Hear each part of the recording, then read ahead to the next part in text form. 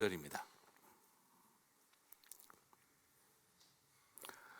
성령이 아시아에서 말씀을 전하지 못하게 하시거늘 그들이 부르기아와 갈라디아 땅으로 다녀가 무시아 앞에 이르러 비두니아로 가고자 있으되 예수의 영이 허락하지 아니하시는지라. 무시아를 지나 드로아로 내려갔는데 밤에 환상에 바울에게 보이니 마게도냐 사람 하나가 서서 그에게 청하여 이르되 마게도냐로 건너와서 우리를 도우라 하거늘. 바울이 그 완상을 보았을 때 우리가 곧 마게도니아로 떠나기를 힘쓰니 이는 하나님이 저 사람들에게 복음을 전하라고 우리를 부르신 줄로 인정함이라라. 우리가 드로아에서 배로 떠나 사모드게라로 직행하여 이튿날 네아폴리로 가고 거기서 빌립보에 이르니 이는 마게도니아 지방의 첫 성이요 곧 로마의 식민지라. 이 성에서 수일을 유하다가 안식일에 우리가 기도할 곳이 있을까 하여 문밖 강가에 나가 거기 앉아서 모인 여자들에게 말하는데 두아디라시에 있는 자색옷감 장사로서 하나님을 섬기는 루디아라는 한 여자가 말을 듣고 있을 때 주께서 그 마음을 열어 바울의 말을 따르게 하신지라. 그와 그 집이 다 세례를 받고 우리에게 청하여 이르되 만일 나를 주 믿는 자로 알거든 내 집에 들어와 유하라고 강건하여 머물게 하니라. 아멘. 자, 우리 계속해서 사도행전 연속 강해를 하고 있습니다. 루디아 이야기는 지난 금요일 날 우리 차기영 목사님께서 하셨기 때문에 제가 오늘 다루지 않도록 하겠습니다. 자, 오늘 애써도 안 되는데 혹시 해도 되는이라는 제목으로 같이 말씀을 나누도록 하겠습니다. 바울과 바나바가 1차 선교 여행을 떠날 때 여러분 보시면 누가 인도하고 계신지를 보실 수 있을 것 같은데요. 말 그대로 성령님의 강권적 역사의 결과였습니다. 사도 바울이나 바나바가 선교사로 세워지는 일은 성령님의 강권적인 역사로 시작되어졌던 것을 우리가 기억합니다. 자, 오늘은 좀 성경 공부하듯이 좀 볼 텐데요. 계속해서 성경을 좀 보시면서 가도록 하겠습니다. 사도행전 13장 2절로 한번 가보실까요? 사도행전 13장 2절 같이 읽겠습니다. 앞에 있습니다. 주를 섬겨 금식할 때에 성령이 이르시되 내가 불러 시키는 일을 위하여 바나바와 사울을 따로 세우라 하시니. 자, 사도행전 13장 1절을 보시면 금식하고 기도하며 성령께서 사람을 택하시고 그리고 이 일을 준비하라고 성령께서 직접 역사하셨습니다. 그리고 성령이 하시는 일이면서 이 일은 동시에 교회가 순종하는 일이었습니다. 사도행전 13장 3절을 같이 읽어보겠습니다. 이에 금식하며 기도하고 두 사람에게 안수하여 보내니라. 자, 누가 보냅니까? 교회가 금식하고 기도하여 그리고 바울과 바나바를 파송하고 있는 모습을 볼 수가 있습니다. 13장 2절에서는 성령께서 교회에게 바울과 바나바를 택하여 선교를 가게 하라. 13장 3절에서 교회가 금식하고 기도하며 바울을 파송합니다. 그리고 난 다음 사도행전 13장 4절을 보면은 이 모든 일에 대해서 다시 이렇게 정리하는 것을 보게 됩니다. 같이 읽겠습니다. 두 사람이 성령의 보내심을 받아 실루기아에 내려가 거기서 배 타고 구브로에 가서. 자, 성령께서 지명하고 교회가 파송한 것을 이렇게 정리하고 있습니다. 두 사람이 성령의 보내심을 받았다. 그리고 성령의 보내심을 받아 배를 타고 갔다라고 이야기를 하고 있습니다. 자, 그런데 사도행전 15장에서 바울과 바나바가 갈라지는 2차 선교 여행이 시작되어질 때는 당연히 선교 여행이니까 성령님께서 인도하시겠지 싶은데 거기에는 성령님이 한 번도 나타나지를 않습니다. 사도행전 15장 1차 선교 여행은 성령님이 가라고 해서 시작된 일인데 2차 선교 여행은 성령님이 가라고도 하지 않고 교회가 파송하고 있지도 않습니다. 2차 선교 여행이 다투고 갈라진 자리에서 가장 중요한 이유는 성령님께서 역사하시지 않았던 일이었다라는 거죠. 그렇겠죠. 성령님이 둘이 싸우고 파송시키실 일은 없으시겠죠. 그렇다고 한다면 2차 선교 여행은 하나님이 보내시고 성령님이 보내신 일이 아니라 사람이 했던 일이었다는 걸 보게 됩니다. 그래서 교회가 파송한 일도 아니라 자기들이 가려고 하다가 생긴 일이었다라는 걸 보게 되죠. 자, 사도행전 15장 36절을 같이 보겠습니다. 며칠 후에 바울이 바나바더러 말하되 우리가 주의 말씀을 전한 각 성으로 다시 가서. 자, 여기서 주목할 것은 우리가입니다. 바울이 말하고 있습니다. 사도행전 13장을 여러분 기억해 보시겠습니까? 성령님이 말씀하셔서 바울과 바나바를 세워 그들을 보내라고 했습니다. 그런데 사도행전 15장의 2차 선교 여행은 바울이 말하고 우리가 하자라고 완전히 주어가 바뀌어 있는 것을 발견할 수가 있습니다. 성령님도 보이지 않고 교회도 보이지 않습니다. 오로지 보이는 것은 바울과 바나바만 보이고 있습니다. 어느 때 이 2차 선교 여행은 하나님이 파송하고 성령께서 파송하고 교회가 보내고 있는 일이 아니라 바울과 바나바가 우리가 가자라고 결정하고 판단하고 있는 것을 볼 수가 있습니다. 그 결과가 무엇이었습니까? 사도행전 15장 39절은 보여줍니다. 서로 심히 다투어 피차 갈라서니 바나바는 마가를 데리고 배 타고 구브로로 가고 라고 나옵니다. 사도행전 13장에서는 어땠습니까? 바울과 바나바가 함께 성령님의 보내심을 받아 배를 타고 구브로에 갔다라고 했습니다. 거의 그 말씀이 비슷한데 바뀌어버렸습니다. 전혀 다른 모양으로 달라져 버렸습니다. 그래서 여러분 1차 선교 13장의 1차 선교 여행과 15장의 2차 선교 여행을 비교해 보시면 1차 선교 여행 때 제일 많이 나온 동사가 보냄을 받아, 보내시니라는 보냄이라는 단어가 가장 많이 쓰였습니다. 그러나 사도행전 15장에서 2차 선교 여행에서 가장 많이 나오는 말은 그들이 가고 또 가고 하는 이야기가 나옵니다. 다시 말씀드려서 13장의 선교는 보내심을 받은 선교였다고 한다면 15장의 선교는 우리가 가는 선교가 되어버렸더라는 것이죠.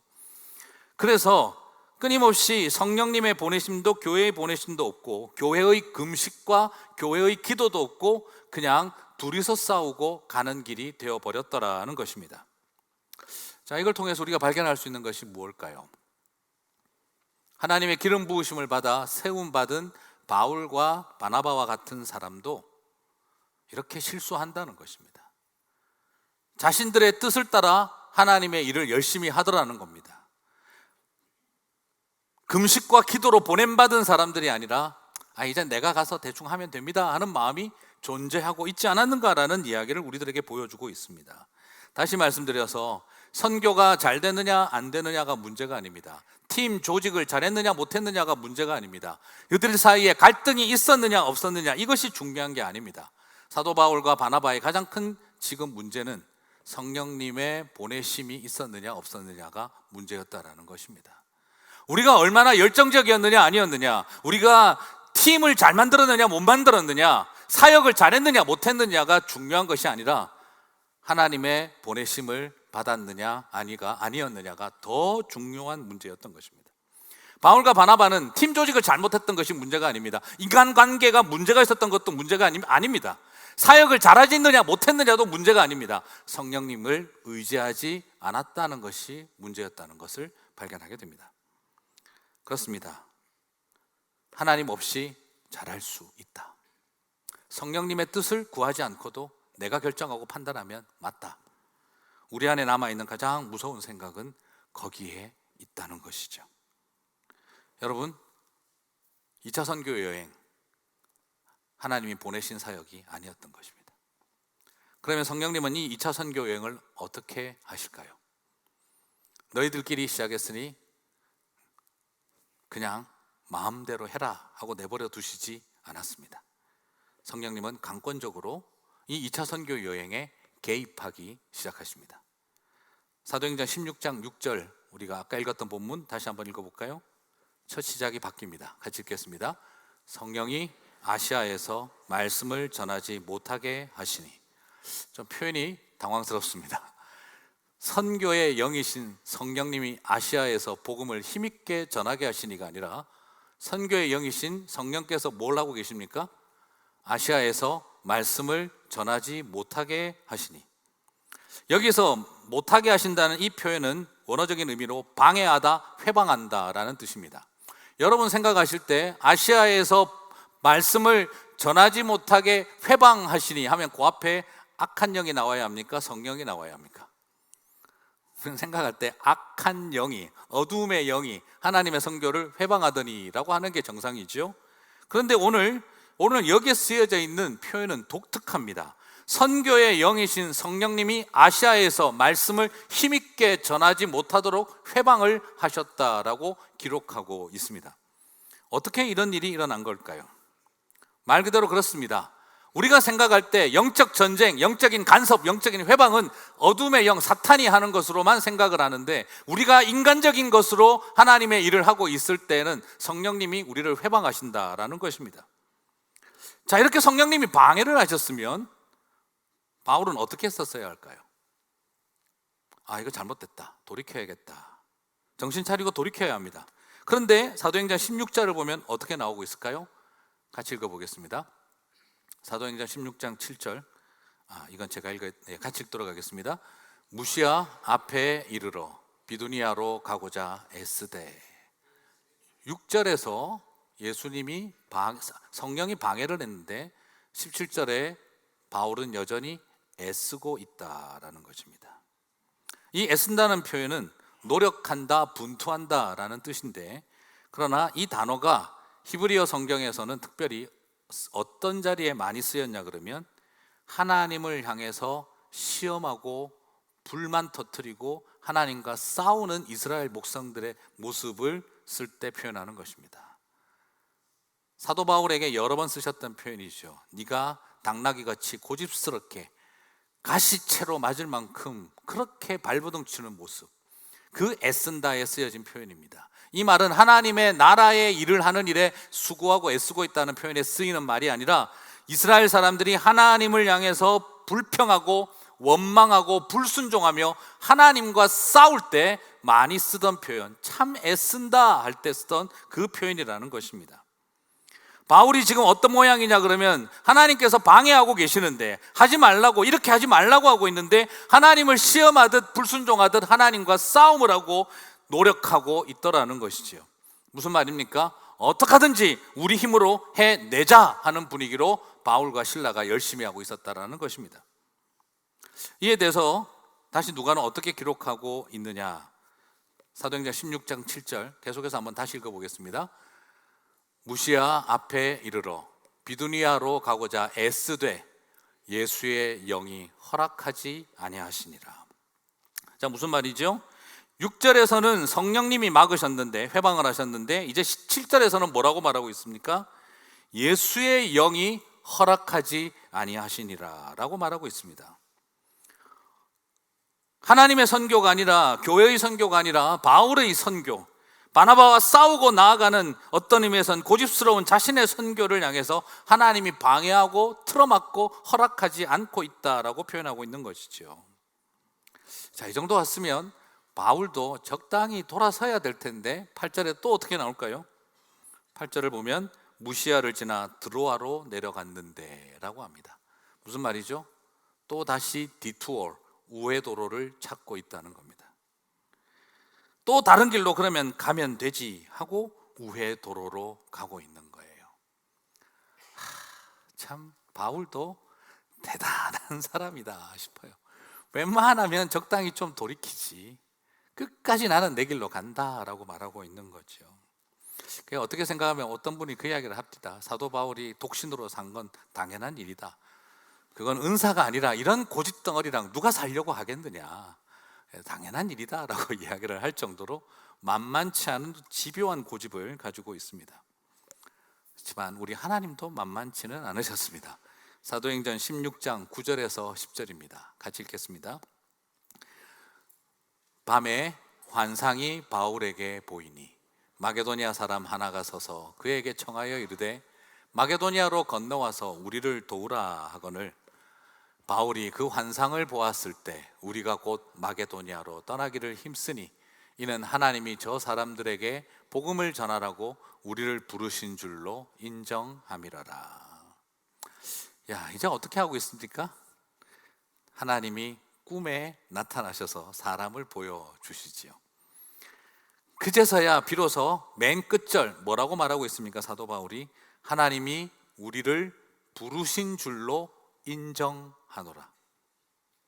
하나님이 우리를 부르신 줄로, 우리가 가고자 함에서 하나님이 우리를 부르신 줄로 인정함이로라 라고 고백을 하고 있습니다. 바울의 선교가 하나님의 선교로 터닝 포인트가 일어나고 있는 것입니다. 바울의 철저한 자기중심적 생각, 그 고집, 내가 생각하는 대로 나는 끝까지 가야 하고 나는 우회 도로를 찾아서라도 나는 내가 가기로 선택한 길을 가야겠다라고 생각하고 있던 바울을 하나님께서 3번에 걸쳐서 집요하게 말리고 계신 것을 보게 되어집니다. 약간 누가는 재미난 것은 오늘 이 짧은 구절 속에 삼위일체가 나오고 있습니다. 6절에서는 성령님이 막았고 7절에서는 예수의 영이 말리셨고 10절에서는 하나님이 나와서 인도하는 것을 비로소 인정합니다. 바울의 고집 꺾는데 성삼위 하나님이 다 총출동하셨습니다. 웃음이 납니다. 선교하는데 삼위일체 하나님이 총출동하셔야 되는데 지금 가는 길 말리는데 성삼위 하나님이 총출동을 하셨습니다.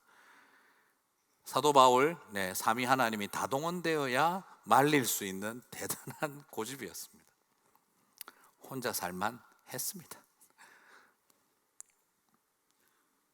이 일을 다시 바울의 선교에서 하나님의 선교가 되게 한 겁니다. 여러분, 사도 바울은 착각했던 겁니다. 지금 이것은 디투어를 찾아야 되는 길이 아니라 유턴을 해야 했던 길이었던 것입니다. 지금 이 길은 좌회전 우회전하면 될 길이 아니라 하나님의 인도하심을 따라 유턴했어야 했던 길이었습니다. 그런데 그는 그것이 디투어를 찾아서라도 해야 된다고 생각했습니다. 지금 이것은 사탄이 방해하고 있는 일이 아니라 하나님이 막으시던 일이었던 것이죠. 비로소 바울이 그것을 인정하고 돌아섭니다. 하나님이 인도하시는 것을 인정하고 있는 것입니다. 내가 가야 될 길이 아니라 주님이 보내시는 길인 것을 인정하고 있다는 것입니다. 사랑하는 성도 여러분, 그래서 오늘 이 본문 보고 헷갈리시면 안 됩니다. 나도 하나님이 꿈에 나타나셔서 마게도니아인의 손짓을 보여주시며 너도 저리로 가라, 그렇게 나에게 환상을 보여주시는 그런 영성과 믿음을 가졌으면 참 좋겠다. 그냥 꿈에 하나님이 나타나셔서 나에게 이런 음성을 들려주시고 막 이러면 나는 너무 좋겠다. 여러분, 그게 영성이 뛰어나고 믿음이 좋아서 일어나는 일이 아니라 고집이 세서 일어나는 일이라는 걸 기억하시기를 바랍니다. 하나님 나에게 대단한 환상을 보여주셔서 비전으로 이끌어 가 주시기를 기대하지 마시고 적당할 때 알아들으시는 게 믿음이고 영성입니다. 환상 안 보고 신학교 가고 환상 안 보고 선교지 간 게 그게 믿음이 좋고 영성이 좋은 겁니다. 환상을 보고 신학교 가고 환상을 보고 선교지 갔으면 고집이 얼마나 셌으면 하나님이 그냥 꿈에 들어가서 가라 그래야 되겠다. 그렇게까지 보여줘야 그때서야 마음을 잡을 것 같으면 그건 위대한 믿음과 영성을 가진 사람이 아니라 고집이 지독하게 센 사람이라는 걸 보여주고 있는 것입니다.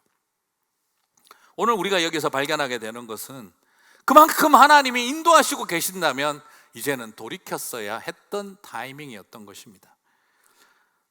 사랑하는 성도 여러분, 내가 사역지 선택하고 내가 동력자 선택하고 내가 어떻게 하든지 방법을 찾아내어서 내가 하겠다라고 생각했던 것을 주님은 네가 가지 말고 나의 보내심을 따라가라 라고 그것을 우리에게 인도하고 계셨던 것입니다. 사랑하는 성도 여러분, 우리는 생각이 없어서 문제가 되는 게 아니라 내 생각이 너무 강해서 문제가 됩니다. 하나님의 백성들은 연약해서 부족한 것이 아니라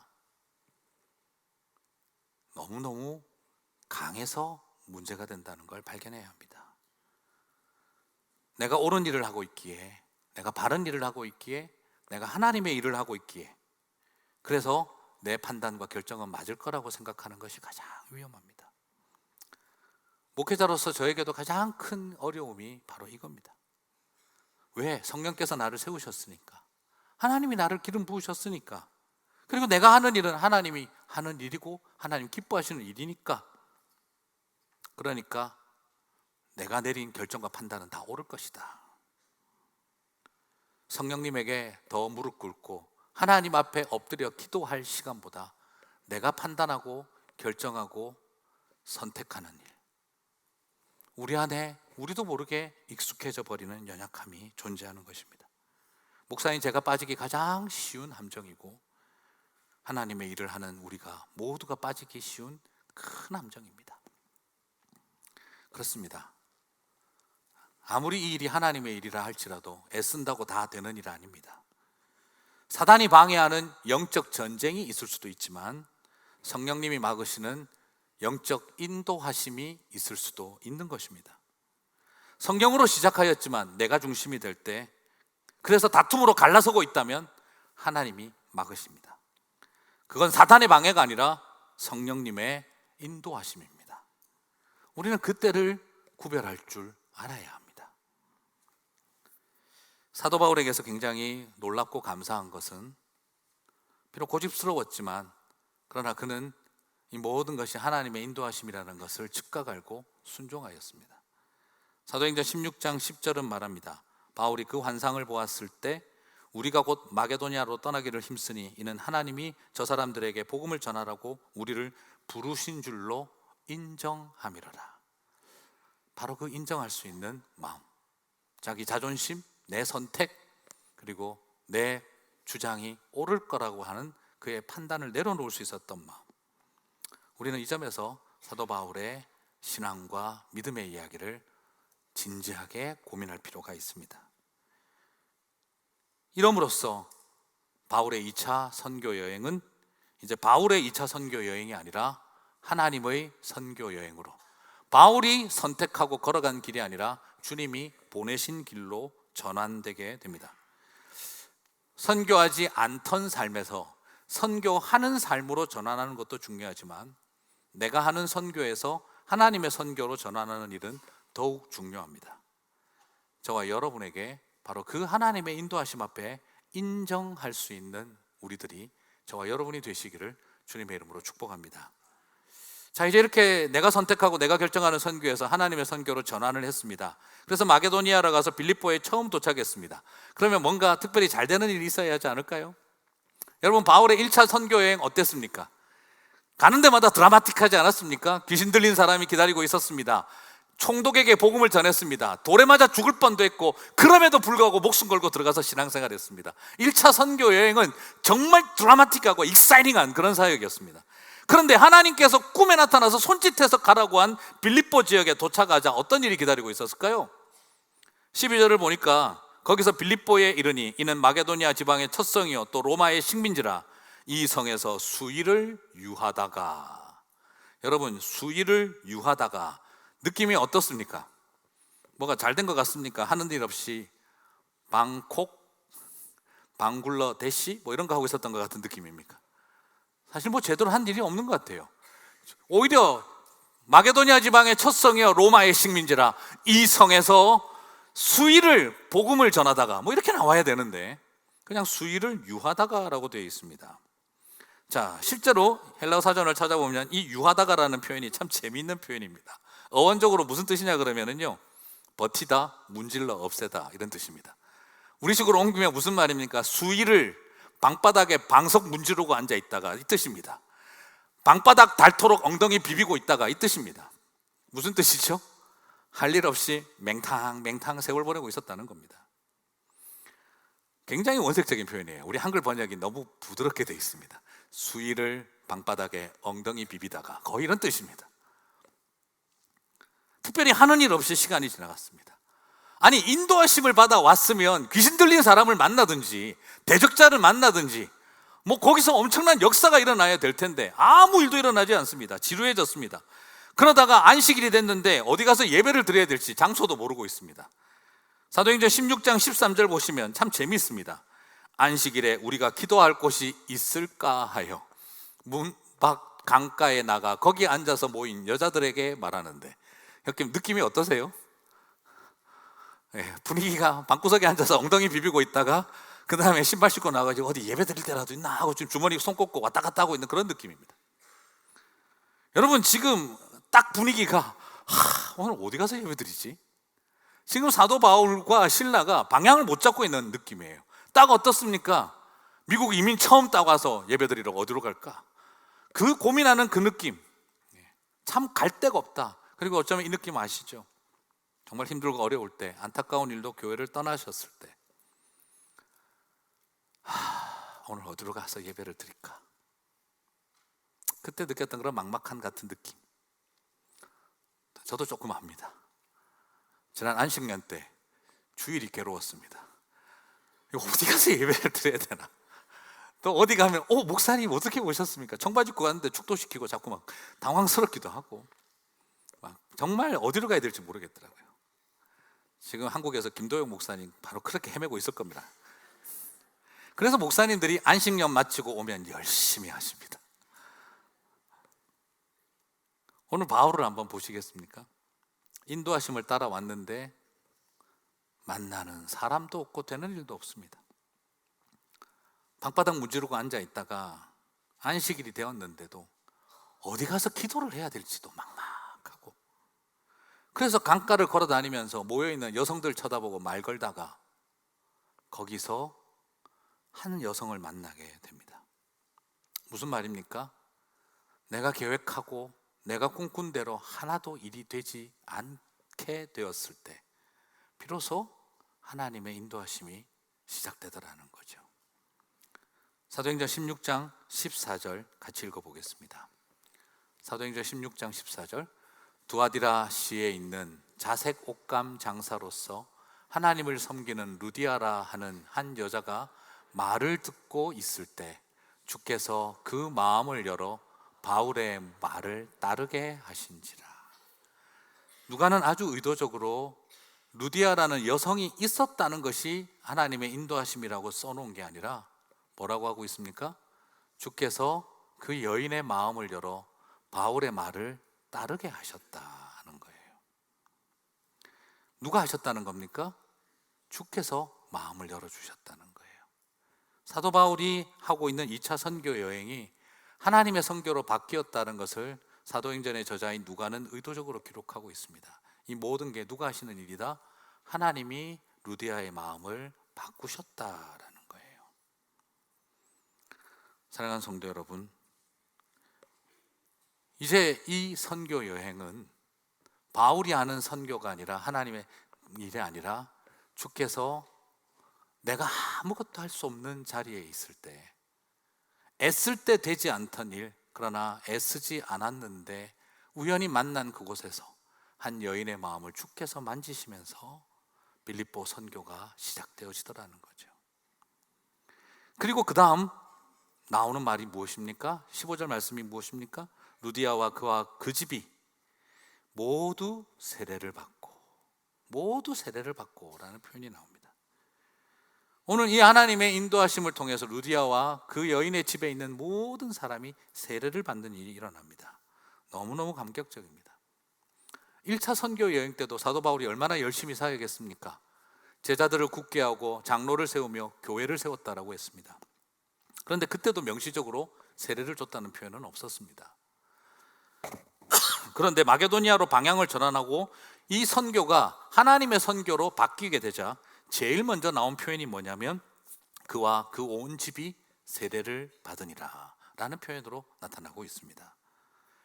그리고 여러분, 이 표현은 사도행전에서 여러 번 나오지 않습니다. 언제 제일 처음 나왔었나요? 처음으로 이방인 집에 고넬료를 찾아가서 성령께서 임하셨을 때, 그때 성경은 사도행전은 기록합니다. 고넬료와 그의 집에 온 사람들이 세례를 받았더라. 그리고 오늘 여기에서도 루디아와 그의 집이 세례를 받았더라. 그리고 다음 주 살펴보게 될 빌립보 감옥의 간수와 그의 집이 다 세례를 받았더라. 하나님의 선교로 터닝 포인트가 일어나자 이방인의 모든 가정 안에서 세례받는 역사가 일어나더라 하는 것을 누가는 의도적으로 기록하고 있습니다. 그렇게 애써도 안 되던 일이 혹시 하고 걸어 나가본 그 자리에서 한 여인의 마음을 바꾸어 주신 하나님의 역사가 온 집안에 세례받게 하는 일로 이어지더라는 것이죠. 결국 무엇을 우리들에게 보여주고 있습니까? 이 선교, 네가 하느냐 내가 하느냐라는 걸 물어본 겁니다. 내가 하느냐 바울 네가 하느냐라고 물어본 것입니다. 오늘 이것을 우리들에게 가르쳐주고 있는 것입니다. 사랑하는 성도 여러분, 오늘 우리는 이 말씀을 바라보며 정직하게 우리가 하나님 앞에 섰으면 좋겠습니다. 성령께서 그걸 원하시는 일이셨습니까? 라는 것입니다. 말씀을 이제 마무리하겠습니다. 제가 멕시코 선교를 하고 저도 나름대로 선교 참 열심히 가고 싶고 시간만 되면 힘들어도 가려고 합니다. 올해도 벌써 멕시코 2번 4박 5일 2번을 갔다 왔고 또 곧 또 페루도 또 가게 됩니다. 왜 그렇게 목사님 선교 가는 거 좋아합니까? 또 지난주 한 주간은 젊은이들을 위해서 또 코스타 가서 섬기다 왔습니다. 저는 그냥 선교지에서 하나님 하시던 일들을 쳐다보게 되면 내가 뭘 하는 걸 계획을 세우지 않게 됩니다. 제가 한번 말씀드렸지만 페루도 제가 갈 때 별로 크게 기대하고 가지 않았습니다. 안식년에 그냥 한번 가보자 페루. 그러고 갔다가 하나님께서 하시는 일을 보고 말았습니다. 내가 힘주고 가지 않았는데 엄청난 일을 하나님께서 하시는 걸 봤습니다. 그리고 또한 선교지 갈 때마다 느끼는 것은 그겁니다. 처음 제가 멕시코 갔었을 때 지금도 잊을 수 없는 귀한 사역이 있습니다. 한 마을에 들어갔는데 거기는 이제 선교팀이 처음 오는 곳이었어요. 그냥 멕시코의 유카탄에 내려서 그냥 그냥 버스 미니밴 타고 또 5시간을 정글로 들어가서 그냥 선교팀이라고 만나본 적 없는 사람들 만났습니다. 우리가 도착하는 그날 불이 나가지고 집 하나가 완전 전소가 됐어요. 어린아이를 들고 울고 있는 그 한 젊은 애기 엄마의 모습을 바라보면서 그 불타버린 땅에서 울고 있는 성령님의 눈물을 보는 것 같았고 우리가 그곳에서 너무 많은 눈물을 흘리며 같이 기도했어요. 그리고 그 마을을 모두를 돌면서 축복하고 기도하는데 너무 더워서 죽는 줄 알았어요. 그런데 그때 너무 놀라운 일이 일어났습니다. 우리가 가는 곳곳마다 그 집에만 비가 내리는 거예요. 여러분, 저 고신 출신이라서 별로 그런 거 별로 믿는 사람 아닙니다. 그런데 이상하게 가서 그 집에만 들어가면은 비가 오고 밖에 나오면 비가 안 내리고 그런 일이 몇 번 일어났어요. 참 희한한 일이다. 하나님께서 인도하시나. 그리고 너무너무 더워서 힘들어서 죽겠는데 제가 걸어가면서 그랬습니다. 하나님, 지금 이 타이밍에 비를 내려주시고 바람을 불어주시면 우리가 너무 좋을 텐데요. 진짜 또 비가 왁 쏟아져서 옆에 있는 우리 청년들이 깜짝 놀랐습니다. 목사님 이상하다, 능력 있다. 근데 그러면서 가서 너무너무 고통스러운 분들 찾고 만나고 은혜가 너무 넘쳤습니다. 이제 이 지역에서 이제 마지막 주일 예배 드리고 이제 딱 가서 점심 먹고 마을 사람들하고 점심 식사 잔치하고 그리고 오후에 공항 가서 이제 비행기 타고 돌아가면 되겠다. 그렇게 준비를 다 하고 있는데 갑자기 우리를 도와주신 멕시코 현지 목사님이 갑자기 필이 동하셔가지고 와가지고 이 선교팀이 이렇게 그냥 가면 안 된다. 이 한 마을만 하고 가면 안 된다. 어떡하자고요? 그랬더니 자기가 지금 다른 마을 한 곳을 섭외를 더 했다. 이 은혜가 딴 마을 하나에도 더 가서 그곳에서도 주일 예배를 드리게 하자. 아니 근데 목사님 굉장히 좋은데 이 팀들 짐을 다 싸서 또 주일날 거기 가서 또 다 풀고 한 4시간 사역하고 또 짐 싸서 가려고 그러면 너무 힘들다. 그리고 오늘 여기서 잘 피날레를 하자. 안 된다. 그곳에 지금 교회를 개척해야 된다. 그래서 지금 크리스찬들이 몇 명 있다. 사람들한테 다 말해놨다. 아니 왜 우리랑 이야기도 않고 했느냐. 아니 이거 하나님 하시는 일이다. 성령의 역사다. 내가 볼 땐 아무리 봐도 멕시코 목사님들의 기질이고 이 멕시코의 중남미에 핀 것 같은데 성령님이 하시는 일이니 그냥 가자는 거예요. 다 이야기 안 하고 사람들이 기다리고 있다고. 그래서 제가 안 된다고 여러 번 설득을 했는데 안 돼요. 대화가 안 돼요. 거기다가 더더구나 우리 팀원들 중에 이 슈퍼 울트라 P들이 있어요. MBTI 검사의 왕피들. 계획 없이 막 반응할 수 있는 분들. 이분들이 또 뭐 성령님의 인도하시면 목사님 갑시다 하고 또 선택을 하는 거예요. 저도 약간 피 기질이 있죠. 그러니까 고민하다가 그래 싸고 가자. 성령님 인도하시고 멕시코 목사님이 현지인들이 우리를 기다리고 있다고 하는데 그래가지고 짐 다 싸가지고 주일날 아침에 힘들게 출발해가지고 다시 갔어요. 딱 도착했더니 경찰서 앞에 다 그냥 마당도 빌려놨다고 했는데 경찰서에 도착했더니 진짜 바람만 휘 불고 아무도 없고 동네 강아지들이 와서 먹을 거 달라고 컹컹거리더라고요. 그래서 너무 당황을 해서 아니 현지인들이 기다리고 있다며 오늘 예배 드린다고 준비하고 있다면서요 했더니 멕시코 목사님이 이럴 리가 없는데 전화를 걸더니 얼굴이 하얘지는 거예요. 그래서 왜 그러냐 했더니 다음 주일날 오는 줄 알고 아무도 준비가 안 돼 있다는 거예요. 왜 오늘 오느냐고. 아니 어저께 전화해서 오늘 오면 어떡하냐고. 다음 주일 오는 거 아니냐고. 또 자기들끼리도 커뮤니케이션이 안 된 거예요. 스페니쉬가 안 되나 자기들끼리. 제가 너무 당황스러운 거예요. 진짜 우리끼리 땅 남아서 이 길을 어쩌지. 당황한 현지 목사님은 전화를 막 돌리더니 뭐 자기가 알아보겠다고 하더니 조용히 없어져서 나타나지를 않아요. 자기도 우리 볼 자신이 없는지 부끄러워서 안 나타나요.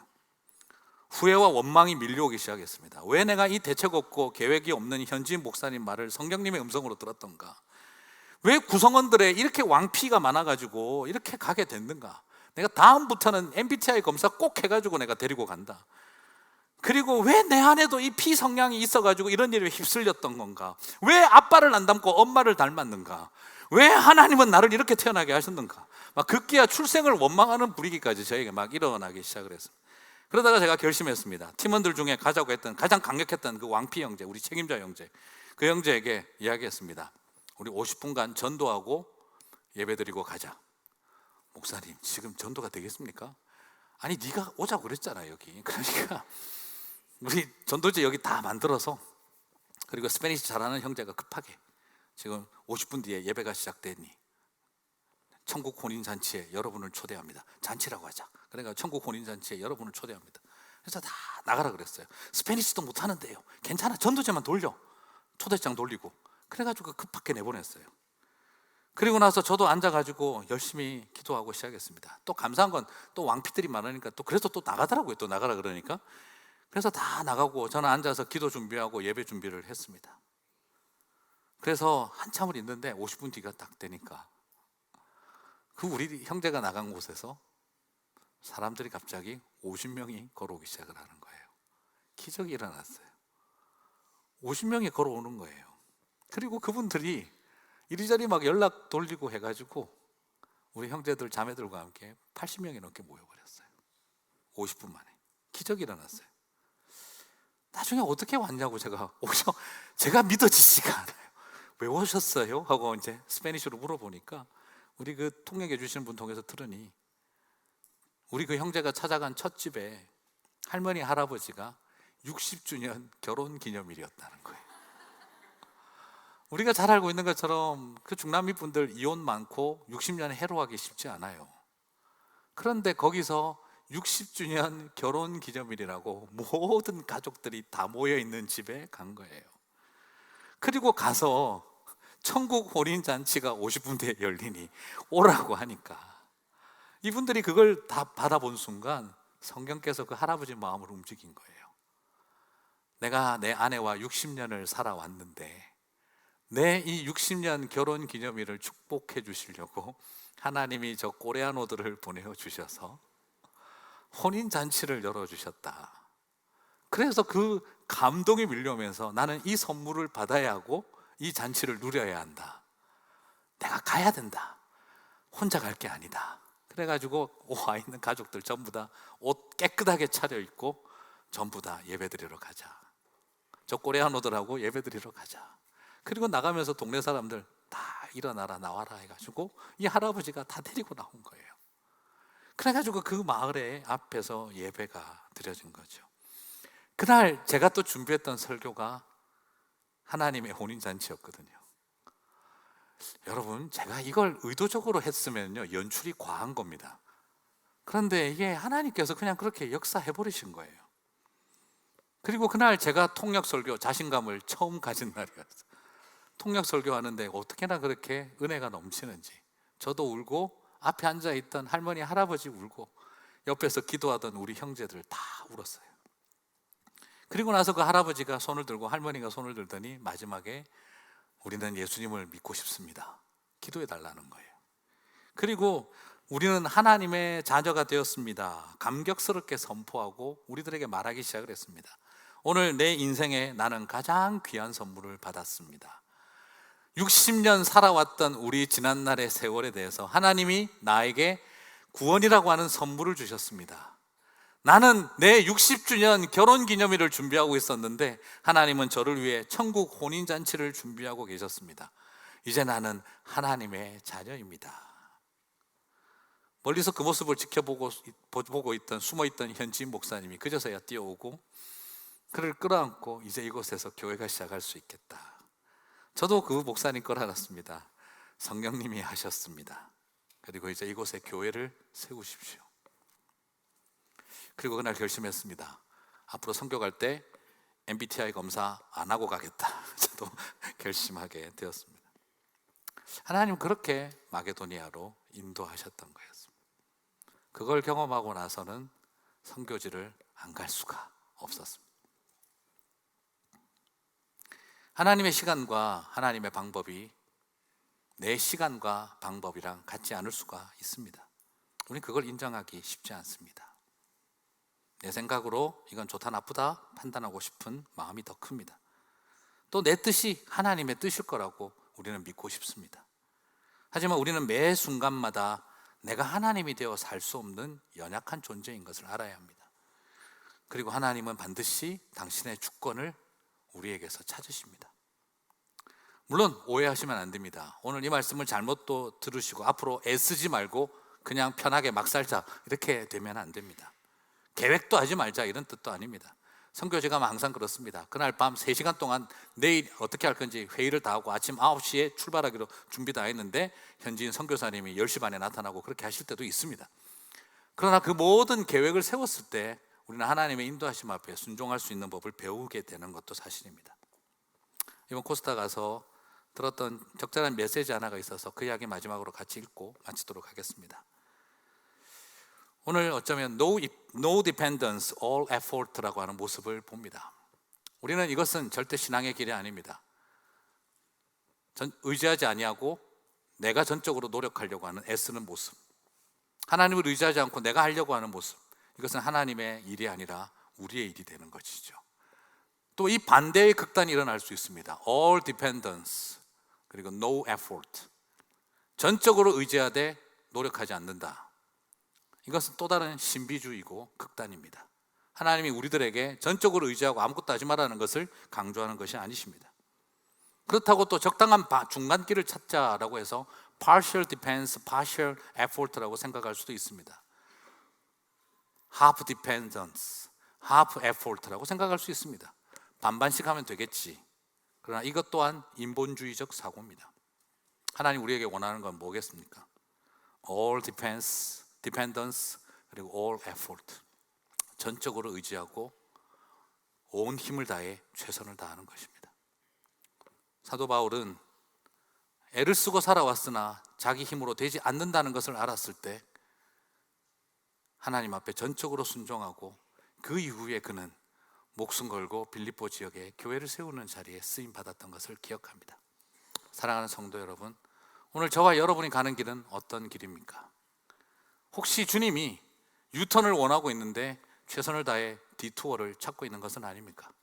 오늘 다시 하나님 앞에 우리의 마음을 내어드리며 내가 하던 많은 일이 아닌 하나님이 인도하시는 인도하심 앞에 순종하게 되는 저와 여러분이 되시기를 주님의 이름으로 축복합니다. 우리 다 함께 자리에서 일어나